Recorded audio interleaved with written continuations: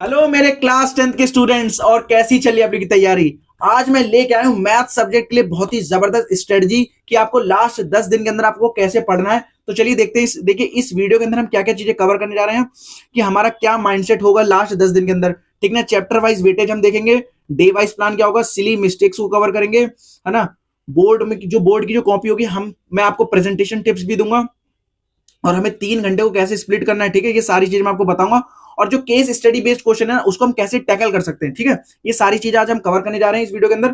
तो सबसे पहले हमारा जो माइंडसेट है ना, ये सबसे खेल है बड़ा माइंडसेट का।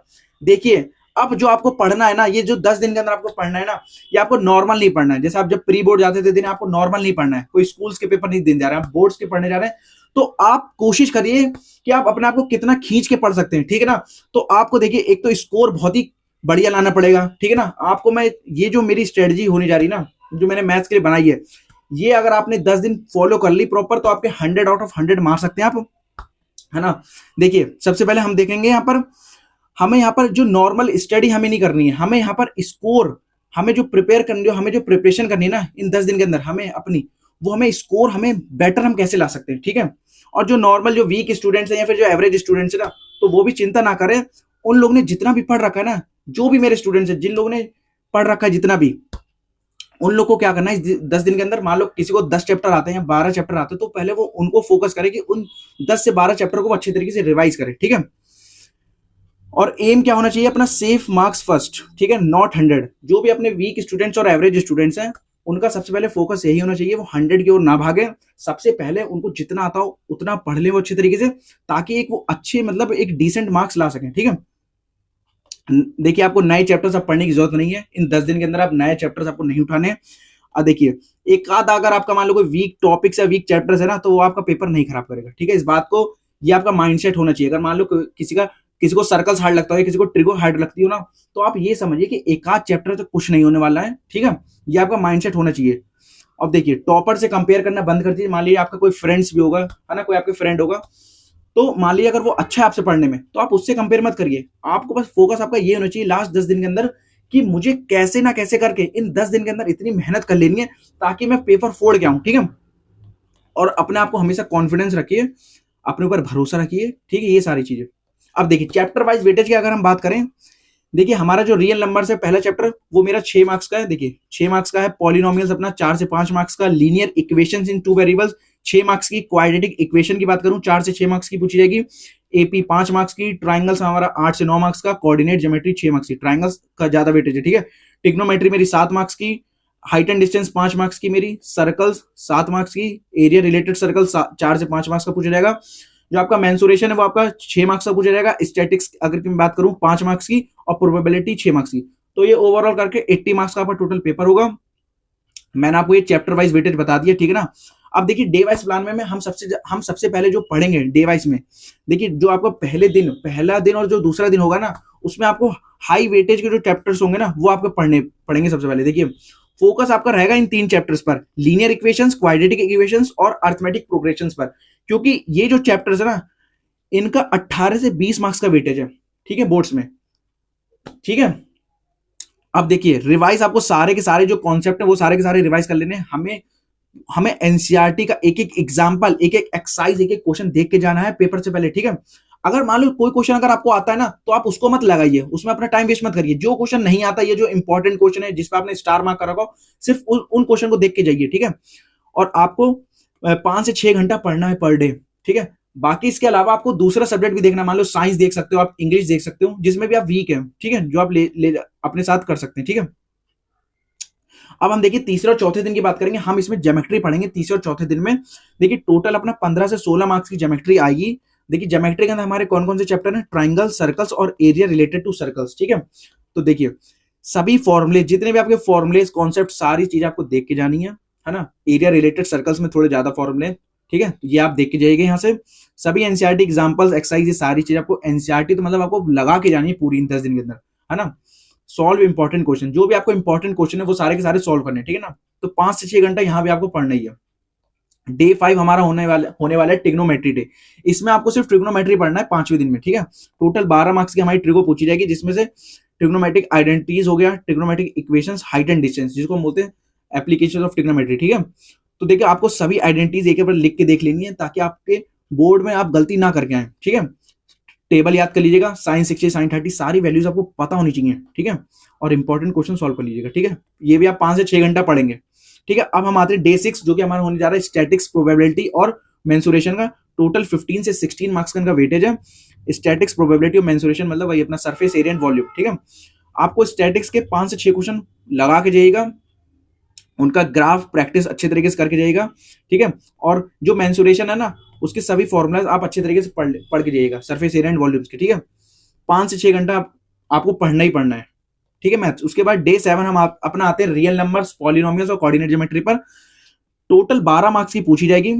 रियल नंबर्स, पॉलिनोमियल्स और कोऑर्डिनेट ज्योमेट्री में सभी आपको फॉर्मुलेज आपको देख के जाना है, जो भी कॉन्सेप्ट यूज होते हैं हम एनसीईआरटी के वही सारे क्वेश्चंस, और आपको सिली मिस्टेक्स को अवॉइड करना है, ठीक है। 5 से 6 घंटा आपको ये भी देखना है।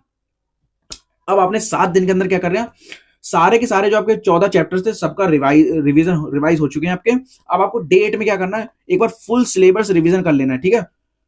देखिए सभी आपको फॉर्मूले कॉन्सेप्ट को रिवाइज करने हैं, है ना। All revise all important question, सारे जो आपको स्टार लगा रखे हैं वो एक बार आपको फिर से देख लेने हैं, गो थ्रू कर लेने सारे चैप्टर्स एनसीईआरटी से, ठीक है।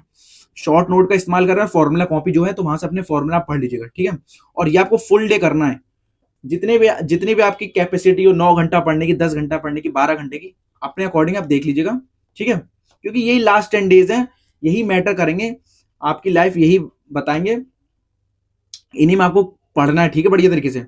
अब देखिए हम जो डे 9 पढ़ेंगे ना, डे 9 में आपको क्या करना है, सैंपल पेपर एक लगाना है फुल, ठीक है ना, स्टॉप वॉच के संग, है ना। आप स्टॉप वॉच का यूज करेंगे, ठीक है। और जैसे आपका जो पेपर है वो 10:30 से 1:30 बजे तक आपका पेपर होगा, ठीक है। तो आप एग्जैक्ट बिल्कुल टाइम से अपना पेपर स्टार्ट करिएगा, ठीक है। एक दिन जो पहला आप खुद से यूज लगा के देखेंगे, ठीक है ना। जब आप पेपर लगा लेंगे उसके बाद आपको क्या करना है, एनालिसिस करना है उस पेपर का, है ना, जो भी आपने उसमें गलती करी होंगी, है ना, ठीक है। फोकस करना है जो भी आपके कोई मान लो कोई वीक, अगर मान लो कोई टॉपिक है, मान लो कोई छोटा मोटा कोई टॉपिक अगर वो वीक है उसको एक बार आप देख लीजिएगा। और आपको जो भी आपके गलत क्वेश्चन हुए होंगे या आपने जो स्किप किए होंगे उनको री अटेम्प्ट करके देखिएगा, ठीक है ना। ये आपको पूरे दिन करना है डे 9 में। अब आपको जो डे 10 करना है ना, जनरली स्टूडेंट्स क्या करते हैं डे 10 में वो बहुत ज्यादा पढ़ते हैं उस दिन, बहुत ज्यादा, ठीक है ना। तो आपको ऐसा नहीं करना है। डे 10 में आपको बहुत ही लाइट पढ़ना है, फॉर्मूला बस आपको फॉर्मूला रिवाइज करना है ना। बहुत ही हल्का सा कॉन्सेप्ट देख लेने, थोड़े बहुत अपने माइंड को बिल्कुल रिलैक्स रखना है, अपने माइंड को रिलैक्स रखना है, ठीक है। और अच्छे से आपको नींद लेनी है 8 से 9 घंटे की, ठीक है। देखो क्या क्या चीजें नहीं करनी, नए मेथड्स हमें नहीं लर्न करने, ना ही हमें कोई नया क्वेश्चन देखना, आरडी वारडी कुछ नहीं आपको देखनी, कुछ भी नहीं। और पैनिक नहीं करना, सबसे मोस्ट इंपॉर्टेंट है। स्टूडेंट्स एक दिन पहले, पेपर से जस्ट एक दिन पहले क्या होता है, पैनिक करते हैं, बहुत ज्यादा पैनिक करने लगते हैं। तो पैनिक अपने आपको नहीं करना, आप बिल्कुल अपने माइंड को रिलैक्स करिए, काम एंड कूल होकर करिए, ठीक है ना। अब देखिए स्टूडेंट सिली मिस्टेक्स क्या करते हैं जब पेपर में जाते हैं, जब अपना जाते हैं पेपर देने, तो सिली मिस्टेक्स देखिए क्या क्या करते हैं। क्वेश्चंस को प्रॉपर नहीं पढ़ते, जब क्वेश्चंस को प्रॉपर नहीं पढ़ते तो आंसर उसका गलत कराते हैं, ठीक है। फॉर्मूला सही से नहीं लिखते, फॉर्मूला गलत लिख के आ जाते हैं, है ना। साइन एरर, मान लो कहीं प्लस है तो वहां माइनस कर देंगे, कैलकुलेशन मिस्टेक कर देंगे जल्दबाजी में, तुम्हारे यूनिट्स मिसिंग कर देते हैं, मान लो कहीं सेंटीमीटर स्क्वायर लगाना था ये भूल जाते हैं, सेंटीमीटर लगाना था, ये सब चीजें भूल जाएंगे, है ना। स्टेप्स को खा जाते हैं, डायरेक्ट स्किप कर देते हैं। मान लो अगर कोई ट्रायंगल का क्वेश्चन है तो वहां तो हमें गिवन टू प्रूफ ये सारी चीज लिखनी है ना, डायरेक्ट ही वो आंसर निकाल देते हैं, है ना। डायग्राम प्रॉपर नहीं ड्रॉ करते हैं, रॉन्ग क्वेश्चन नंबर कर देते हैं। मान लो आपने करा 5वां क्वेश्चन है और कॉपी में आप लिख के आ रहे हो 6ठा क्वेश्चन, ये मेरा 6 का है सॉल्यूशन, ठीक है। ओवर राइटिंग कर देते हैं, कटिंग कर देते हैं बहुत ज्यादा, है ना। और एक चीज और कि वो टफ क्वेश्चन को लगाने लगते हैं। मान लो अगर कोई टफ क्वेश्चन है जिसमें अगर आप फंस रहे हो तुरंत आप उसको स्किप करिए, ठीक है ना। और अंडरलाइन नहीं करते, फाइनल आंसर के बाद आपको अंडरलाइन जरूर करनी है, इन सबके मार्क्स होते हैं, ठीक है। और जो लास्ट 15 मिनट्स है ना उसको प्रॉपर यूज नहीं करते हैं। तो ये सारी चीजें जो आपको दिमाग में रख के जानी है, मैं आपको पहले ही बता दे रहा हूं। देखिए अब मैथ्स के पेपर की मैं आपको प्रेजेंटेशन टिप्स बता रहा हूं, देखिए आपको कैसे करना है। हर एक आंसर, आपको हर एक क्वेश्चन का जो आंसर होगा ना वो आपको प्रॉपरली बढ़िया तरीके से लिख के आना है अपनी कॉपी में, है ना। अगर किसी क्वेश्चन का फॉर्मूला है तो आप उस क्वेश्चन का फॉर्मूला आप लिखिए एक अलग से न्यू लाइन में, बॉक्स में लिख दीजिएगा और बढ़िया जो दिखे, ठीक है ना। स्टेप बाय स्टेप आपको सारी चीजें लिखनी है, क्योंकि स्टेप बाय स्टेप के नंबर होते हैं, ठीक है। मान लीजिए, और प्रॉपर स्पेस होना चाहिए, है ना। 2 लाइन अगर आप लिख रहे हैं ना तो स्पेस होना चाहिए, नहीं कि मिक्स कर दिया एक ही में, ठीक है। बॉक्स और अंडरलाइन कर दीजिए फाइनल आंसर में। ड्रॉ डायग्राम्स प्रॉपरली, जो डायग्राम्स है वो आपके प्रॉपर होने चाहिए, है ना। करेक्ट, मान लीजिए आप कोई भी मेथड लगा रहे हैं तो उसका करेक्ट नेम लिख के आइए। मान लीजिए अगर आप कोई क्वेश्चन बीपीटी से कर रहे हैं तो बीपीटी लिखिए, अगर क्रॉस मल्टीप्लीकेशन से कर रहे हैं तो क्रॉस मल्टीप्लीकेशन मेथड उस पर लिख के आइए, इन सबके मार्क्स होते हैं, ठीक है ना। Don't mix rough and fair work, आपको मिक्स नहीं करना, और ओवर राइटिंग आपको अवॉइड करनी है, ठीक है। ये सारी चीजें हैं, इनको ध्यान रखिएगा।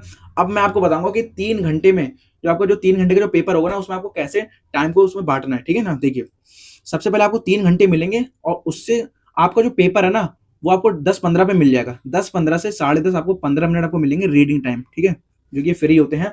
स्टूडेंट जनरली क्या करते हैं, वो बैठे रहते हैं या पढ़ते नहीं पेपर, तो आपको ये चीज नहीं करनी है। ये जो आपके 15 मिनट है बहुत ही ज्यादा इंपॉर्टेंट होने वाले हैं। आपको क्या करना है, पूरे पेपर को अच्छे तरीके से पढ़ लेना है, काम होके जो भी इजी क्वेश्चन है सबसे पहले आप देखिएगा। एमसीक्यू क्वेश्चन अगर आपसे बनना हो ना इन 15 मिनट के अंदर, तो एमसीक्यू क्वेश्चन आप देख लीजिएगा, और आपको अटेम्प्ट किस हिसाब से करना है। मान लीजिए अगर स्टार्टिंग के क्वेश्चन हार्ड है तो वो आपको स्किप करने हैं, तो डायरेक्ट जहां से आपको आते हो वो आपको करना है, ठीक है। ये सब चीजें देखनी है, इससे आपका 50% तो आपका डर ऐसे ही खत्म हो जाएगा, ठीक है। अब हम आएंगे राइटिंग टाइम ब्रेक डाउन करेंगे। जो हमारा जो 3 घंटा है ना, 180 मिनट, अब हम देखिए उसको कैसे करते हैं। देखिए, जो आपके स्टार्टिंग 18 क्वेश्चन आपके एमसीक्यू रहेंगे, 2 क्वेश्चन आपके असर्शन रीजन बेस्ड रहेंगे, तो वो आपको 15 से 20 मिनट में कर लेने, ठीक है ना। अगर आपको कोई क्वेश्चन फंस रहा है, अगर मान लो आपको 45 सेकंड से ज्यादा हो गए, तो आपको तुरंत वो स्किप कर देना है वो क्वेश्चन, ठीक है। फिर हम जब 1 से 2 मार्क्स वाले क्वेश्चन में, वो आपके 5 क्वेश्चन रहते हैं तुम्हारे 2 मार्क्स के क्वेश्चन में, ठीक है ना। 25 से 30 मिनट में आपको कर लेना है। ज्यादा उनमें एक्सप्लेन नहीं करना, क्योंकि छोटे छोटे रहते हैं वो 1-2 मार्क्स के। अब एमसीक्यू वाले में आपको ज्यादा एक्सप्लेन नहीं करना, उसमें ज्यादा लिख के नहीं आना है, ठीक है ना। उसमें आपकी स्पीड और एक्यूरेसी मैटर करती है, ठीक है। और जो 3 मार्क्स से जो क्वेश्चन रहते हैं ना, उसमें आपको जो टाइम है ना 35 से 40 मिनट सफिशियंट है, ठीक है। अब इसमें जो आपके क्वेश्चन आते हैं ना, वो फॉर्मूला बेस्ड आते हैं, प्रूविंग वाले आते हैं, ये सब आते हैं, ठीक है। तो इनमें आपके स्टेप्स, ये सारी चीजें लिख के प्रॉपर आइएगा, प्रॉपर आंसर बॉक्स में बना के आइएगा। ये सारी चीजें मैटर करती हैं। 7 से 8 मिनट्स आपको पर क्वेश्चन में देने हैं, ठीक है। फिर जो 4 से 5 मार्क्स के जो क्वेश्चन रहते हैं ना, इनमें आपको 50 से 55 मिनट आपको टाइम इनमें लगेगा, मैक्सिमम टाइम आपको देना है। लॉन्ग क्वेश्चंस रहेंगे, केस स्टडी बेस्ड क्वेश्चन रहेंगे इसके अंदर, ज्योमेट्री के प्रूफ्स रहेंगे, ट्रायंगल सर्कल्स के प्रूफ रहेंगे, है ना, मेंसुरेशन, ठीक है ना। 10 से 12 मिनट्स पर क्वेश्चन, ठीक है। अगर मान लीजिए आप किसी क्वेश्चन में फंस रहे हैं, तो आपको तुरंत स्किप करना है, आगे बढ़ जाना है, ठीक है। अब जो लास्ट के जो 15 मिनट रहते हैं ना, लास्ट के 15 मिनट वो बहुत ज्यादा इंपॉर्टेंट होने वाले हैं। आपको रीचेक कर लेना है, कहीं आप कैलकुलेशन तो गलत नहीं कर रहे हैं, है ना, कहीं आपका साइन आपने प्लस माइनस ये गलती हो जाती है, डायग्राम आप किसी का या तो भूल जाते हैं या तो आपने गलत बना देते हैं, ये सारी चीजें हमें एक बार देख लेनी है, ठीक है। मान लो कोई अगर आपका 1-2 एमसीक्यू बच रहे हैं, उनको एक बार आप ट्राई कर लीजिए, हो जाए आपसे, ठीक है ना। तो टॉपर्स, खासकर टॉपर्स यही चीजें करते हैं, जो लास्ट के जो 15 मिनट होते हैं ना, वो उसका यूज करते हैं, ठीक है। अब देखिए, जो सबसे मोस्ट इंपॉर्टेंट चीज है, हम केस स्टडी बेस्ड क्वेश्चन को कैसे टैकल करें, ठीक है ना। 3 आपके क्वेश्चन आएंगे केस स्टडी बेस्ड क्वेश्चन के, टोटल 12 मार्क्स के आपके केस स्टडी जो बेस्ड क्वेश्चन आएंगे, टोटल 12 मार्क्स को होगा, ठीक है। अब देखिए, केस स्टडी बेस्ड क्वेश्चन है क्या तुम्हारा, एक नॉर्मल क्वेश्चन है जिसके अंदर इनसाइड क्या रहती है कि स्टोरी छिपी रहती है, ठीक है ना। वो किस पे बेस्ड होता है, वो आपके एनसीईआरटी, जो भी आपने एनसीईआरटी में पढ़ रखे ना, जो भी कॉन्सेप्ट, वो उसके ऊपर बेस्ड रहता है, ठीक है।